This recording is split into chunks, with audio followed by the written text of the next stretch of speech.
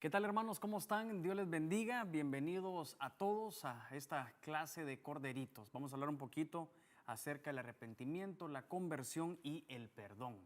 Sean bienvenidos ya que usted puede estar ahí escuchando en Radio Estéreo Más, también en Ebenecer Televisión sintonizando o incluso en la plataforma de e-benecer.com, ¿verdad? Queremos darle la bienvenida a todos. Hemos hecho nuestros esfuerzos para que todos, ¿verdad? Y nadie se pierda ese crecimiento doctrinal y espiritual que creemos que es sumamente importante en este tiempo. Así que vamos a hablar de este tema y mientras que lo leía, ¿verdad? Y lo revisaba, veo que es el ABC para recuperarnos, ¿verdad? Hoy este es el año de la recuperación, este 2021 es el año de la recuperación y creo que este es el ABC para la recuperación de nuestra identidad, de nuestra comisión, de nuestro propósito, que es tan difícil en algún momento visualizarlo. Yo quiero comenzar con este verso. En Hechos 3:19 dice: por tanto, arrepentíos y convertíos, para que vuestros pecados sean borrados, a fin de que tiempos de refrigerio vengan de la presencia del Señor. Entonces, estos tres pasos conllevan una promesa. Miren qué lindo, conllevan una promesa. Y cuando habla de tiempos de refrigerio que vengan de la presencia del Señor, nos habla propiamente de recuperar un aliento, de recuperar un tipo de aliento espiritual. Recuerdo aquel verso donde habla el Señor de ese ruaj, ¿verdad? Ese ruaj es ese aliento de vida que estamos recuperando. Le decimos recuperando porque obviamente preexistencialmente éramos espíritus, pero aquí en la tierra hay un soplo del cielo que te hace recuperar tu identidad.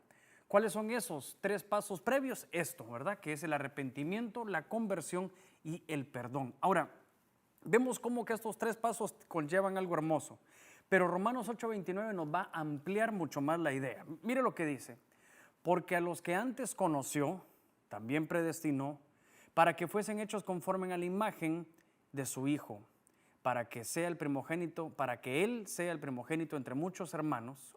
Romanos 8:30 continúa diciendo: y a los que predestinó, a estos también llamó, y a los que llamó también justificó, y a los que justificó también glorificó. Entonces vemos otros tres pasos: arrepentimiento, conversión, ¿verdad? Y perdón, también con llamamiento, justificación y glorificación. Mire qué espectacular cómo es la palabra, cómo cada paso conlleva una manifestación, un regalo que lleva esta decisión que vamos a tomar.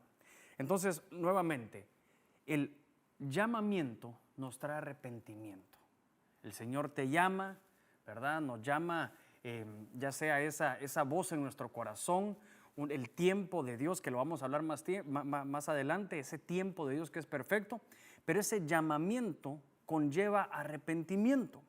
Luego de esto, Señor, ¿cómo me convierto? Ya, yo sé que tú me llamaste, Señor, estoy comenzando de una manera diferente este año 2021, ¿cómo me vas a cambiar? Ok, luego de que tú sabes que sos llamado del Señor, que viene el arrepentimiento a tu vida, entra la justificación. Germán, ¿qué significa la justificación? Es creer ese derramamiento de sangre, porque la sangre te justifica, ahí entra la conversión. Y finalmente, una vez te sentís tú cubierto por la sangre, que la sangre te ha limpiado, hay un perdón dentro de ti.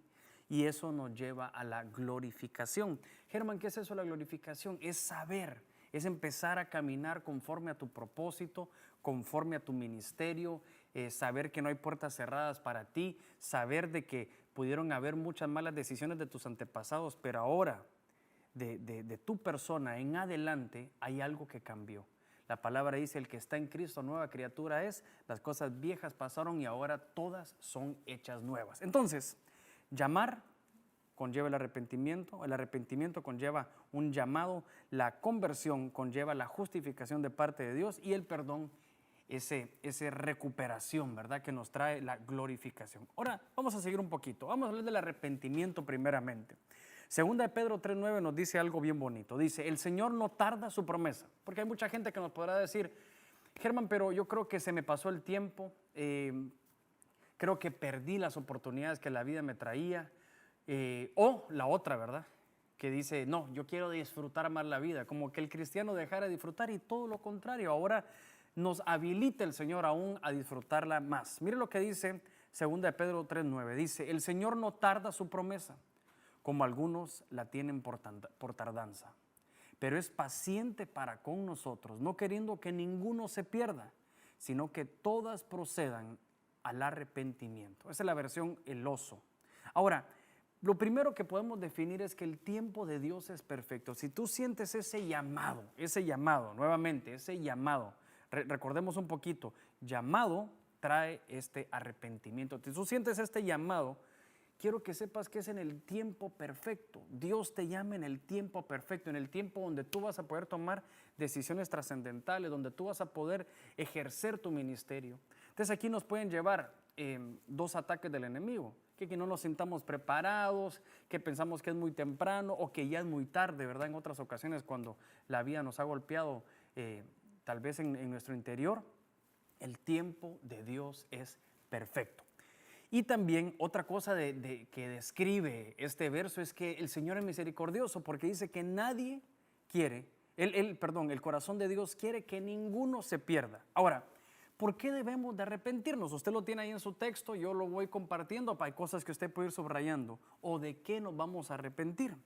Génesis 6:5, que la intención de los pensamientos del corazón del hombre era solo siempre hacer el mal. Germán, yo no tengo nada de qué arrepentirse.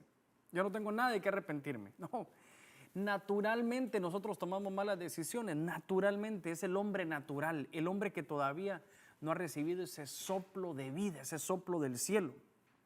Jeremías dice, antes que te formase en el vientre te conocí y antes te santifiqué. Mire qué lindo. ¿Cómo es que Dios conocía a Jeremías si no había nacido todavía? Ni siquiera había sido formado en el vientre. Por ejemplo, Job, ¿verdad? Dice la palabra, ¿dónde estabas tú cuando yo fundaba la tierra?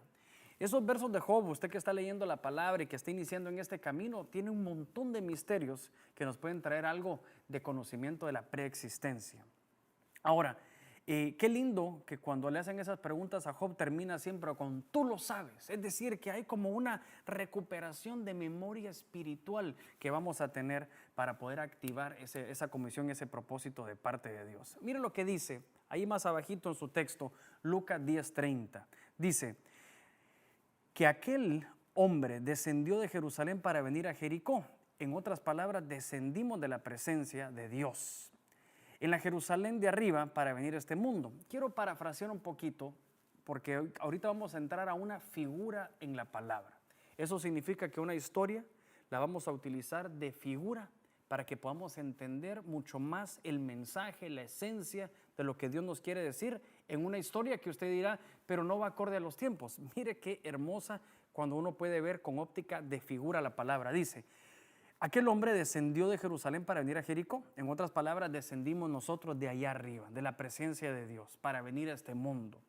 ¿Por qué descendimos? ¿Qué sucedió? Nos separamos de Dios y la respuesta nos trae Romanos 3:23. Por cuanto todos pecaron y han quedado separados, dice esta versión, separados de la gloria de Dios. Es decir, que cuando venimos a la tierra descendemos, como en ese verso de la historia que vamos a leer más adelante de Lucas 10:30. Descendimos, tenemos una amnesia espiritual, nos separamos de Dios, es decir, que hay una muerte espiritual, que usted la puede ver ahí en su texto, que es la G2288, esa palabra muerte se dice thanatos, que es muerte o separación. Entonces, cuando vemos la parábola del buen samaritano, si usted no la conoce, lo invito a que la lea, encontramos esa figura, porque dice que aquel hombre desciende de Jericó y fue alcanzado por salteadores. Fue alcanzado por ladrones quienes lo despojaron, mire qué tremendo, lo golpearon y lo dejan medio muerto. Este relato nos representa en figura obviamente lo que nos pasa a nosotros, esa muerte espiritual cuando venimos a la tierra. Ahora, entonces el arrepentimiento es la decisión que nos permite pasar de una posición de muerte a una posición de vida eterna en el Señor. La palabra arrepentimiento viene del griego metanoia, que es uno de los 7 arrepentimientos que trae la palabra. Seguramente en el griego pueden haber más, pero metanoia es un cambio de mentalidad, un punto a mencionar que este cambio de mente que nos trae el arrepentimiento nos da un cambio de posición en Dios. Ahora, entonces quiero centrarme en esto. Cuando hay una separación, pero llega el arrepentimiento de parte de Dios, yo por eso que ahí en la presentación tengo una vuelta en U, dirían en Colombia una oreja, así dicen en Colombia las vueltas en U. Si usted está en Estados Unidos, una U-turn, ¿verdad? Es decir, que vamos de un lado, pero el Señor nos concede un cambio de rumbo radical para volver, para recuperar lo que Dios tiene para nosotros. Mire lo que dice 2 Corintios 7:10. Porque la tristeza que es conforme a la voluntad de Dios produce un arrepentimiento que conduce a la salvación, sin dejar pesar, pero la tristeza que produce el mundo produce muerte. Ahora, tenemos que ver muchas de las cosas que el Señor nos dice aquí en su palabra. Una de las que más me gusta es que el arrepentimiento es un cambio de mentalidad. Si logramos entender que este primer paso debe de cambiar la forma que percibimos las cosas, que podamos tener esa mente de Cristo para que cuando entremos a un lugar para tomar decisiones, para poder pensar lo que mereces y lo que no mereces, todo depende de ese arrepentimiento que te cambia tu mentalidad. ¿Sabe qué es lo más tremendo a la hora de tener a alguien que está recién convertido? Que lo pueda ver o que pueda percibirse como Dios lo percibe. Que él sepa, obviamente todo es por la gracia y la misericordia de Dios, pero que nos sintamos hijos de Dios. Que nos sintamos como tal vez un niño o un príncipe que creció lejos del reino, pero ahora dice, hay cosas que yo tengo que recuperar. Hay un puesto, hay una posición para mí en el palacio. Realmente el arrepentimiento conlleva un cambio de mentalidad. Un cambio de mentalidad. Germán, ¿qué es lo que el enemigo me quitó? Mire ese verso que le hablaba de Lucas 10:30. Dice que llegaron los salteadores, lo despojaron, lo golpearon y lo dejan medio muerto. Lo despojan ¿de qué? De todo lo que Dios tenía para ti, de todo lo que Dios había diseñado para tu vida, de todos esos dones que Dios había depositado en ti. Te golpearon, te lastimaron, te hicieron una persona quizás insegura ahora, quizás una persona que no cree en el amor, que no cree en el compromiso, que no cree en la gente. Todo esto son la obra del enemigo en ti, que el arrepentimiento te va a cambiar tu mentalidad y vas a poder vivir conforme lo que Él dice de ti y no lo que el mundo te quiso creer que tú eras. Qué espectacular la palabra. Mire después. Hechos 26:18 dice, para que abras tus ojos, para que se conviertan de las tinieblas a la luz y de la potestad de Satanás a Dios, para que reciban por la fe que es en mí perdón de pecados y herencia entre los santificados. Esa palabra que se conviertan es una palabra en el griego, si usted ahí está en su texto, es la G1994, se dice epistrefo, que significa regresar o traer de vuelta, volver o revertir. Qué espectacular por el año que tenemos aquí en Ministerio Ebenecer, que es el año de la recuperación.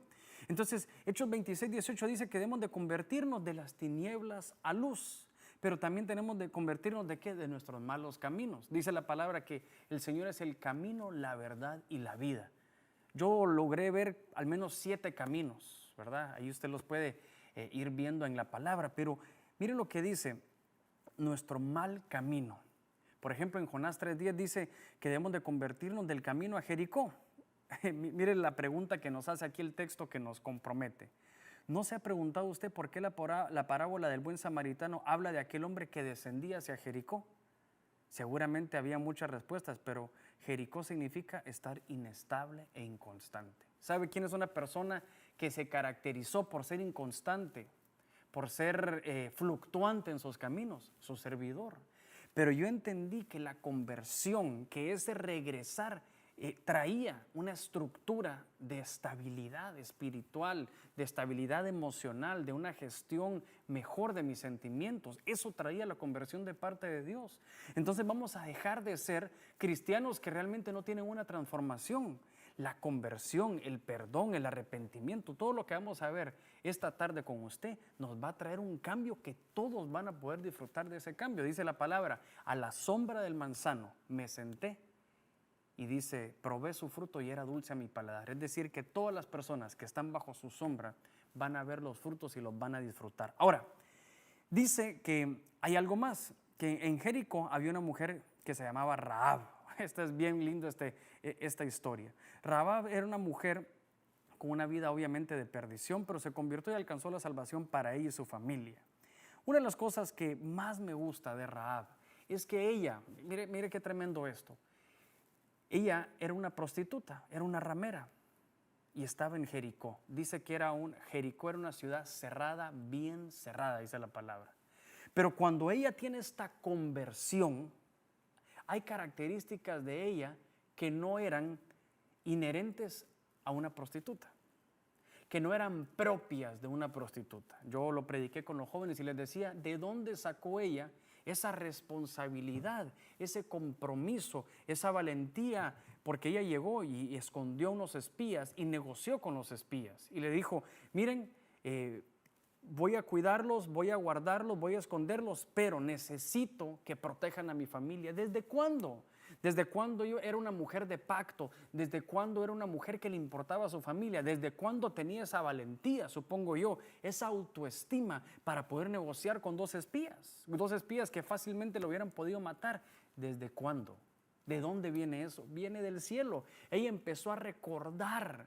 Ella empezó a esta conversión que es regresar. Ella empezó a recordar, a recuperar características. ¿De dónde, Germán? Del cielo. Es decir, que esa mujer vio en su interior algo que brotaba, y yo me imagino, ¿de dónde sale este brote de compromiso, este brote de responsabilidad, este brote de valentía? ¿De dónde? Del diseño original que tú eras allá en la tierra. Entonces esta conversión va a ser una transformación para el diseño original que Dios te dio a ti. Entonces dice, otra cosa que debemos de convertirnos es, debemos de convertirnos de los ídolos a Dios. Esto es lindo también. Debemos entender que Dios es el centro de todo. Él debe ocupar el primer lugar. Nada ni nadie puede ocupar el lugar al que a Él corresponde. Ahora pensemos quiénes son nuestros ídolos. No, Germán, yo ya creo, no tengo ídolos, las estatuas las tiré, eso ya no existe en mi vida. No, ídolo es aquello que tiene el primer lugar en tu corazón. Qué tremendo. Ídolo es aquello que tiene el primer lugar en tu corazón. ¿Saben cuándo yo entendí que tenía ídolos? Cuando había algo en una relación, por ejemplo, ustedes tal vez hay algún joven o alguien casado, que hay un problema con tu esposa y toda la vida se te derrumba. Hay un problema con tu novio, con tu amistad con propósito y toda la vida se te derrumba. ¿Por qué? Porque eso es lo que sostiene toda eso es lo que sostiene toda la estabilidad de tu vida, algo que no es el Señor.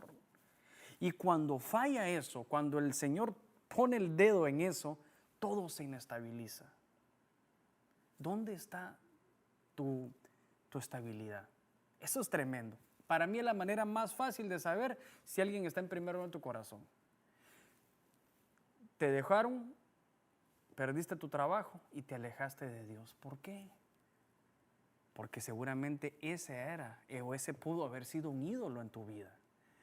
Nos peleamos con nuestra esposa, nos peleamos en el trabajo y lo primero que hacemos es alejarnos de Dios. ¿Por qué? Porque ahí logramos encontrar que eso es una manifestación que teníamos a alguien más, que no era el Señor, en el primer lugar de nuestro corazón. Ahora vamos a cambiarla de lado. ¿Qué pasaría si el primer lugar en tu corazón es nuestro Señor? Te podrán cortar, te podrán humillar, tú sabes y tenés claro que tu fuerza proviene de Él. Que nada te va a inestabilizar, que nuestro hogar, ¿verdad? Porque uno dice la casa está cimentada sobre la roca, pero ¿y esta casa dónde está cimentada? ¿Dónde tenés los cimientos de este templo que es morada del Espíritu Santo? ¿Dónde están? Porque si cualquier tormenta la desestabiliza, la hace tambalearse, es porque seguramente las bases están puestas en personas que fallan en todo momento. En tus papás. Germán, mis papás, estás hablando mal. No, hombre, si somos todo lo que es humano, falla. Abraham dice la palabra que manda a Agar y a su hijo Ismael al desierto. Y en el camino para el camino Él le da pan y agua, que se acaba. Y ese muchacho está a punto de morir, aparece un ángel y le da esa provisión eterna. ¿Por qué? ¿Qué es lo que nos enseña la Biblia? Que la provisión humana siempre puede acabarse o siempre se va a acabar. Pero la única provisión que perdura, transforma y siempre va a estar estable y constante en tu vida es la provisión de parte de Dios. Entonces los ídolos hay que acabarlos. Ahí les enseñé un ejercicio fácil para que nosotros podamos saber si tenemos a Dios en nuestro corazón como primer lugar. Sigamos. Dice que tenemos que convertirnos también de la mala manera de vivir de nuestros padres. Esto lo hablé en una charla de matrimonios, porque esta palabra vana es sin fruto, manera de vivir de nuestros padres. Porque uno piensa, sí, pero mis papás eran buenas personas. No, no, no, yo no les estoy diciendo, sí, tal vez habrán algunos casos donde tu papá fue alcohólico, donde tu papá se divorció de tu mamá, entonces es fácil identificar de qué te tenés que alejar, ¿verdad? Contigo se van a cortar todas esas maldiciones generacionales. Pero ¿qué pasa cuando no hay nada? Cuando no hay nada escandaloso, tenemos que ver las decisiones o la vida que no llevaba fruto, que era esa vana manera de vivir, es la manera sin fruto de vivir de nuestros padres, la manera sin fruto de vivir de nuestros padres. Las maldiciones generacionales son hasta la 4ª generación, pero tú, cuando vienes a Cristo, significa que tú sos la primera generación. Convertiste de ser tal vez de la 3ª a la 4ª, ahora que entras en la genética de Cristo, vas a ser tú tal vez la primera generación. Esa generación que no conlleva maldiciones generacionales, sino que círculos virtuosos, herencias espirituales, herencias de bendición para tu vida. Entonces, cuando nos convertimos de la vana manera de vivir de nuestros padres, es cuando logramos identificar qué fue aquello que no dio fruto, qué fue aquello que fue en vano, que fue inútil, que ahora a nosotros nos corresponde. Germán, todo esto en la conversión. Miren qué espectacular la conversión. Ahora, ¿a través de qué? ¿De qué alcanzamos la conversión? Salmo 19:7 dice, la ley de Jehová es perfecta, que convierte el alma, el testimonio de Jehová es fiel, que hace sabio al sencillo. Es a través de la ley de Dios, es decir, la palabra. Obviamente, ahora no estamos bajo la ley, sino que estamos bajo la gracia. Pero la gracia realmente, porque hay mucha gente que le tiene temor a esa palabra y dice, no, la gracia, la gente va a abusar, va a empezar a pecar sin medida. No, no, no, la gracia te compromete aún más, porque ahora tu vínculo, tu lazo que te amarra con el Señor es un lazo de amor. Es como llevar una relación por interés o por amor. ¿Cuál es más estable? Seguramente la que es llevada por amor. Entonces, la palabra de Dios nos va a exponer, nos va a traer esa conversión. Germán, ¿cómo te va a traer esa conversión? Cuando empeces a leer que tú fuiste hecho para ser cabeza y no cola. Ya, empiezo a convertirme. Ahora soy un líder. Donde llego, el Señor me abre la puerta. Hablo con confianza. Tengo una buena voz. Voy a empezar a utilizar ese don para poder bendecir. Entonces, Romanos 10:17 se cumple el propósito para el cual Dios envió su palabra. Mire, ¿cómo nos convertimos? Esta es otra de las preguntas que trae la conversión. 1 Pedro 3:18 dice, porque también Cristo padeció, dice, una sola vez por los pecados, el justo por los injustos, para llevarnos a Dios, siendo la verdad muerto en la carne, pero vivificado en el Espíritu. La conversión solamente se puede a través de Cristo Jesús nuestro Señor. Pero mire qué lindo, mire el equilibrio con el que Dios hace las cosas. Germán, la palabra, la ley. Jesús, la gracia, el arrepentimiento que nos concede, el regalo de la salvación. Eso es lo que el Señor Jesús representa, el equilibrio. Es por eso que Él es cordero y león, porque para venir a morir por nosotros no podía haber muerto como león, tenía que haber muerto como cordero. Pero para pelear por nosotros no puede pelear como cordero, tiene que pelear como león. Uno de los mayores retos que vamos a tener ahora en este tiempo es ser, hermano, ¿sabe qué? Una iglesia equilibrada, una iglesia que entiende de ley, pero también ama la gracia. Y una iglesia también, esto lo podemos ver en las generaciones, que entienden de gracia, pero aman la ley y la obediencia. Le voy a dar un tip de esto. Dice la palabra en Lucas 15:11 que hay una historia de una casa donde está el hermano menor que está pidiendo su herencia. El papá está escuchando todo mientras que el hermano mayor está lejos de su padre trabajando en el campo. Cuando el hermano menor pide la herencia, se va. Este es el hijo pródigo que usted conoce. Se va, malgasta toda su herencia y entonces se va, no puede estar en la casa de su papá, se pone rebelde, necesito mi herencia, yo me voy. Cuando regresa, se encuentra con su hermano en la casa y el hermano está enojado y molesto porque el hermano menor viene de regreso. Germán, qué barbaridad, no entiende de la gracia, pero él lo justifica diciendo, yo siempre he sido obediente, siempre he estado en esta casa. Entonces vemos dos extremos de los que tenemos que alejarnos. Es por eso que dice que la conversión es por su palabra, pero también a través de Cristo Jesús, porque Jesús representa la gracia y la palabra representa la ley, la obediencia. Ahora, ¿por qué? ¿Qué es lo que hace el Padre? ¿O qué es lo que podemos identificar en esa casa? Que no había un balance, que era una casa desequilibrada. Personas que creen en la obediencia, en la ley, personas que saben que la conversión es por la ley, amén. Pero también esas personas se olvidaron de la gracia, se olvidaron que en algún momento estuvieron caminando mal y que el Señor los perdonó, que se olvidaron de sus años de su juventud, que fueron tremendos. Son personas muchas veces ya maduras, que se olvidaron totalmente de lo que realmente son en lo secreto, cuando nadie los ve. Y vemos el otro extremo, tal vez de la juventud ahora, que ama la gracia, la misericordia, pero si tú le decís una instrucción que les cuesta, ahí se arruinaron. Están resentidos, todo es la ley, todo el mundo me juzga. No, lo que pasa es que se te olvidó amar la verdad, la obediencia también. Entonces, ¿qué es lo que nos manda el Señor? Para poder recuperar esa herencia. ¿Por qué les digo eso? Porque lo que estaba pasando en esa casa es que se estaba descapitalizando. La herencia se estaba tirando, se estaba desperdiciando, el dinero se estaba acabando en esa casa. Ahora tenemos una herencia espiritual la que tenemos que cuidar. En un extremo, ser una juventud o ser personas que aman la gracia, pero también aman la obediencia. Y personas que han estado toda la vida en la iglesia, que aman la obediencia, pero no se olvidan que en algún momento necesitaron la gracia para conversión. Sigamos. Entonces, una de las cosas que el Señor nos habla, que cuando el Señor nos habla de la conversión, es que Él nos dice que Él es el camino, la verdad y la vida. Nadie viene al Padre si no es por mí. No existe ninguna otra forma de poder convertirnos a Dios si no es para alcanzar la salvación. La conversión solamente la podemos alcanzar a través de Jesucristo porque Él se presenta al Padre. Ahora nosotros somos de Cristo. Aquí tenemos en la iglesia un congreso de jóvenes que se llama Soy de Cristo. ¿Eso qué significa? Que ahora ya estamos en Cristo. El que está en Cristo, nueva criatura es decir, que estamos en Él. Entonces, cuando nos presentamos, no nos presentamos solamente nosotros y decimos, aquí están nuestros actos. Esto es lo que yo hago bien, esto es lo que hago mal. No, usted y yo nos presentamos ante el trono de la gracia en Él.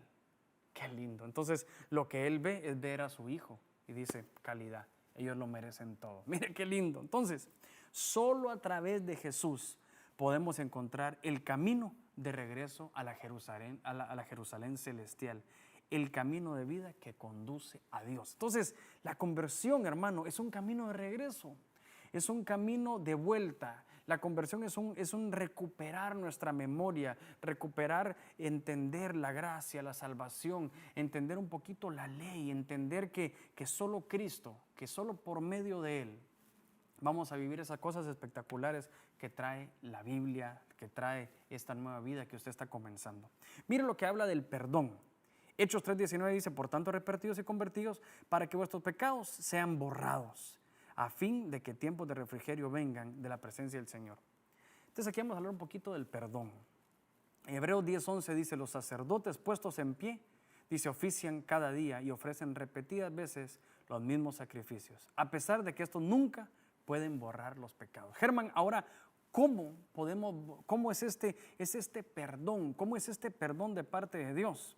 En el tiempo de la ley, los sacrificios por el pecado eran continuos, es decir, que había sacrificio tras sacrificio tras sacrificio de corderos. Y una vez al año, en el día de la expiación, el sumo sacerdote debía ofrecer un sacrificio. Ahora, todo esto era ofrecido el sacrificio. El sumo sacerdote debía tomar la sangre de la ofrenda y usted va a ver todo esa serie de procesos de lo que hacía antes, ¿verdad? De lo que se hacía antes. Pero ahora viene el Jesús, ahora viene Jesús, ahora viene el Cordero para cambiarnos esta manera de perdonar, porque ahora ya no cubre, sino que ahora borra. Qué lindo. Sin embargo, en el tiempo de la gracia, que es el tiempo que inaugura el Señor Jesús, comenzó precisamente con una ofrenda de expiación, porque Cristo se ofrece Él mismo como Cordero para el perdón de sus pecados y el mío. Germán, el perdón es un cambio de posicionamiento, es que usted se sepa y que usted se pueda entender y percibir como una persona que merece todo lo bueno del cielo y de la tierra. Hebreos 10:12 dice, pero Cristo, habiendo ofrecido una vez para siempre un solo sacrificio por los pecados, se ha sentado a la diestra de Dios. Qué lindo. Este es el Cordero. La ofrenda de que hablamos es el sacrificio de Cristo, una ofrenda perfecta, sin defecto, una ofrenda sin pecado para pagar por nuestros pecados. Una vez y para siempre. Significa que ya no hay más necesidad de ofrendas por el pecado. Ya no hay más de necesidad de estarnos lastimando y decir soy pecador. Ahora usted es un salvado, es un perdonado gracias al sacrificio de Cristo. Por medio de la ofrenda de Cristo, como le decía yo, el pecado no fue cubierto, sino que ahora el pecado es borrado por completo. Mire, uno de los retos más grandes que vamos a tener como cristianos es poder caminar, es poder vivir sabiendo que ya estamos perdonados. Hay tres cosas que tenemos que saber. La gente no te va a perdonar. La gente no te va a perdonar. Tú no te puedes perdonar también muchas veces. Y tal vez tu pasado te va a señalar. Ahora, el perdón es un reto, fíjese, es un reto para el cristiano. Porque el Señor nos llama y nos dice, ya tenés todo saldado, ya no hay nadie a quien esconderse, ya no hay nadie que te está buscando. El perdón de Dios borra por completo los pecados. Ahora mire lo que dice. Hebreos 9:12 dice, y no por sangre de machos cabríos, como lo hacían, ¿verdad? En todo el Antiguo Testamento, ni de becerros, sino por su propia sangre. Entró una vez para siempre en el lugar santísimo, habiendo obtenido eterna redención. Germán, ¿qué hace? ¿Qué produce? ¿Qué entrada? ¿Qué llave nos da el Señor a la hora de perdonarnos? La entrada al lugar santísimo. Algo que era solamente para un grupo selecto. Ahora nosotros podemos entrar confiadamente al trono de la gracia, al trono de la misericordia. Podemos llegar, yo siempre lo comparo con esto, porque el lugar santísimo es el lugar donde está el Señor. Es el lugar donde están los milagros. Germán, pero es que yo he sido, no, ahora dice, porque usted está en Cristo, ahora puede entrar confiadamente al lugar santísimo. Mira una figura que me gusta mucho. Dice que en el Antiguo Testamento estaba el tabernáculo, atrio, lugar santo y lugar santísimo. Y el sacerdote entraba y mojaba su hisopo con la sangre. Y entraba y salpicaba su hisopo y entraba hasta el lugar santísimo. Allí, en la figura, ahora esa sangre ya no es de un macho cabrío, sino que ahora es la sangre de nuestro Cordero, que es Jesús, que es Cristo Jesús nuestro Señor. Y ahora en su sangre, todo lo que esté en su sangre, en su sacrificio, en Él, entra hasta el lugar santísimo. Si usted le da vuelta a esta figura de atrio, lugar santo y lugar santísimo, y la pone en vertical, aquí está tierra, cielo y cielo de los cielos. Es decir que por medio de su sangre usted y yo vamos a ser arrebatados próximamente cuando el Señor nos traiga de regreso. Dice la palabra del Señor que vamos a regresar a la casa, a la casa de mi Padre volveré. Mire qué lindo. Mire, Salmos 32:1 dice, felices aquellos que se han perdonado sus iniquidades y se han borrado los pecados. ¿Sabe a qué se refiere felices? Saben que no le deben nada a nadie, saben que son bienaventurados. Entonces todo aquel que se ha arrepentido y se ha convertido llega a ser bienaventurado, bien librado, glorioso. Usted camina en todos los lugares. Sí, pero aquel tenía este problema en su familia, sí, pero este tiene mala fama. Ahora el Señor nos ha hecho una vida nueva. Ese es el diseño del Señor. El arrepentimiento, la conversión y el perdón es el primer paso para que todo hijo de Dios pueda alcanzar la salvación y pueda comenzar a ver el reino de los cielos en su vida. Mire, eso que le estaba hablando, de ver el reino de los cielos, ver el reino del Señor acá. Revise, así como el reino de los cielos era un hombre semejante a, y empieza a hablar el Señor en parábolas para ver los misterios del reino. Es un proceso, hermano, que se cumple al recibir a Jesús como nuestro Señor y reconocer que Él es el Padre que nos ha levantado de la muerte a vida. Ahora, llevo 35 minutos, me voy a tardar tal vez 5 minutitos más, 40 o 45 minutos. Mire lo que dice Romanos 10:9. Él se resume, dice que hay que nacer de nuevo. Nacer de nuevo.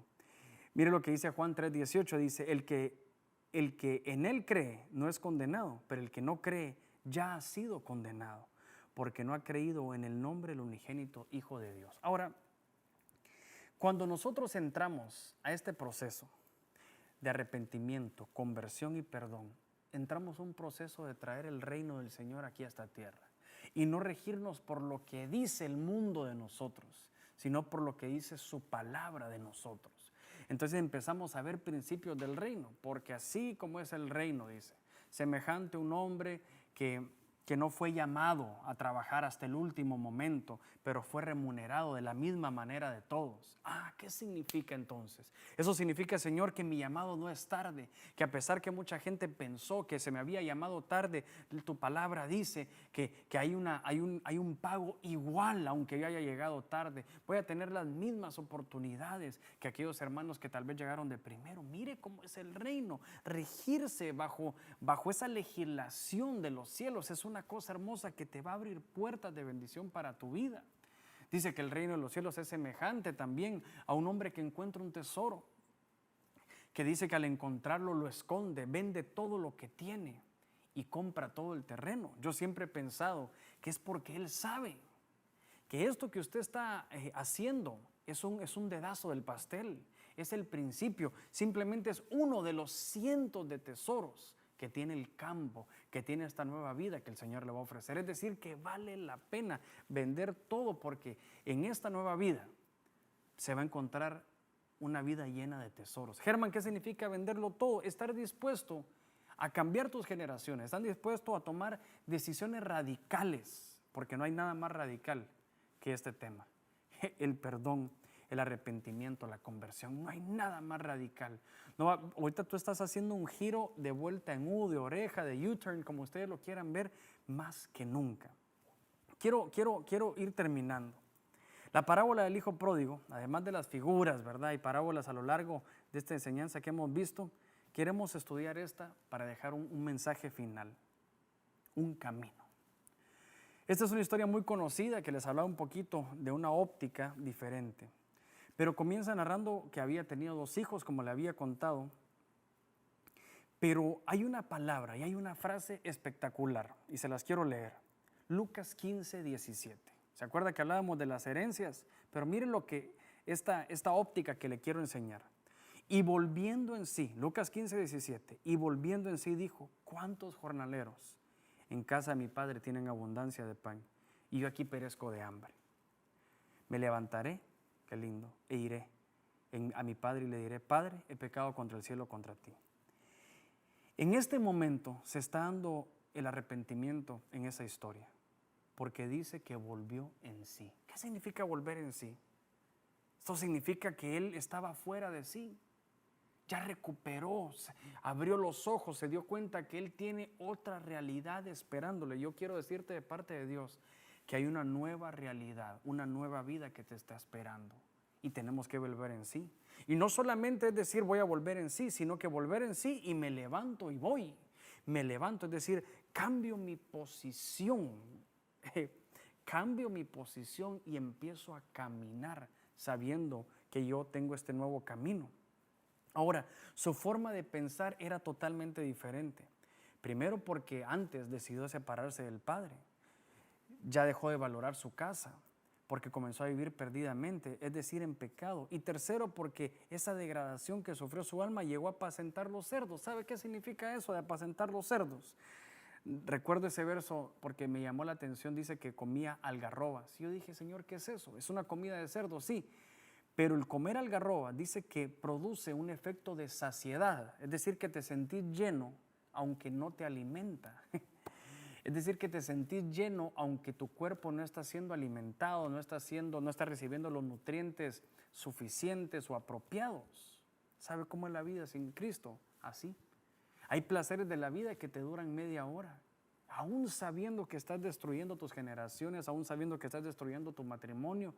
Salís, hermano, y puedes pasar X o Y noche alegre, pero en la noche sentís, Dios mío, este no soy yo. ¿Por qué? Porque estás comiendo algarrobas, estás comiendo para saciar el momento.